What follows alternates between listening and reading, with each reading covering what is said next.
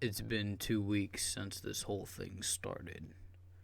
It all started with a tanker accident. It was all over the news. Everyone thought it was just another oil spill. There were plenty of volunteers, plenty of people wanting to help the poor defenseless animals, plenty of victims. Within hours of the tanker accident, it started happening. The animals had gone crazy. They were scratching and biting the cleanup volunteers. They said it was an adverse effect to whatever was in the tanker.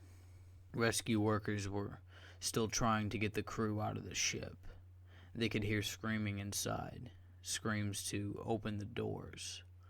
But that's when it all went to hell, as soon as they cut the door out. There was 6 minutes of broadcast before it went silent. 6 minutes of screaming and agony. The ship crew attacked the rescue workers like rabid baboons, breaking bones and tearing flesh. The people on the shore weren't faring any better. Those that had been attacked by animals were attacking everyone else. It was worse than any war zone report.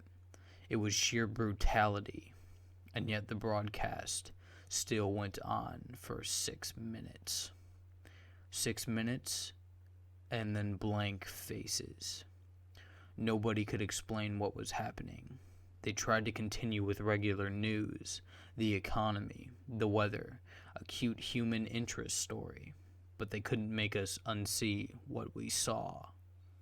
I tried to continue with my regular existence, but every time I switched on the news or walked by a newsstand, it was there, this big mystery. They had some explanations, some kind of infection, brain parasites, but it didn't matter. It wasn't an infection we were afraid of. It was them. 4 days after the initial report, a state of emergency was raised.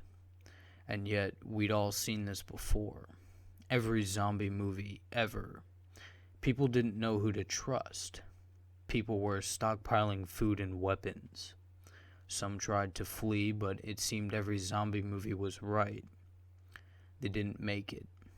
3 days later, they arrived in my town. I expected moans, shuffling corpses, dismemberment, but that's where the movies lied. They ran through the streets, screaming. I remember running to my front door as fast as I could, locking, barricading, doing anything to make sure it would stay shut. And then I headed for the window. I was on the second story and I could see the carnage. They were unstoppable. They were aware. A group of them made their way through a building across the street. They jumped straight through plate glass windows. Even the shards slicing through them made no difference. They just kept coming. My barricade wasn't going to hold. I rushed around my flat, grabbing supplies and jamming them into the most secure room of the flat. I went back for one last look across the street, and I wish I hadn't. In a second-story window, my face met one of theirs. They knew where I was. I quickly dashed into the room and locked the door. I don't have any kind of panic room or a secure basement, so the safest place I could think of was my bathroom. No windows, one door with a lock. I had filled my sink and bathtub full of water so I could stay for a while. So I sat there in the dark room with the distant screams in my ears. I began to feel like I may have overreacted. It had been 2 hours and no sign of them. It actually got quieter and I thought they had moved on. Maybe I could leave the room, get to the kitchen, grab more food to wait it out. A crash came from the front door. The sound of someone running full force into the door and knocking down the barrier behind it. There was a couple more crashes before I knew they were inside. Rapid footsteps moving around the flat. A couple screams, and then a bang on the wall beside me. My eyes were open to their widest, even in the pitch-black darkness of the room. Another bang, and another. They knew I was there, and they knew I was scared. This was the zombie nightmare I had been expecting from the start. I had nowhere to run. There was only so much time before they would break in.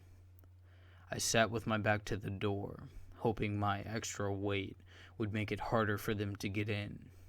And then it got worse. "Why don't you open the door?" A voice on the opposite side of the door. No screams or moans. Just a quiet, whispery voice. And then more of them. "We've come for you. You'll be happier if you open the door. It's not so bad." The whispery voices became a symphony of noise, trying to persuade me, to break me, to fool me. I had heard that the moaning of zombies would drive people insane, but this was worse, a siren call. I sat in the darkness and hoped and prayed that they'd get bored, but they don't get bored, and they don't leave. I managed to use a mirror to peek under the door, only to be greeted by horrible, unblinking eyes, blood-smeared faces, screams, and more horrible whispers. That was 2 days ago. I don't know what to do anymore. Maybe it won't be so bad.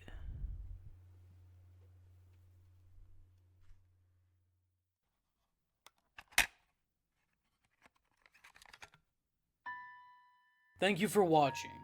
Make sure you subscribe to hear more of what I do here. If you like what you heard, make sure you give this video a like, as your support means everything to me. I hope you have a marvelous day, and as always, stay creepy.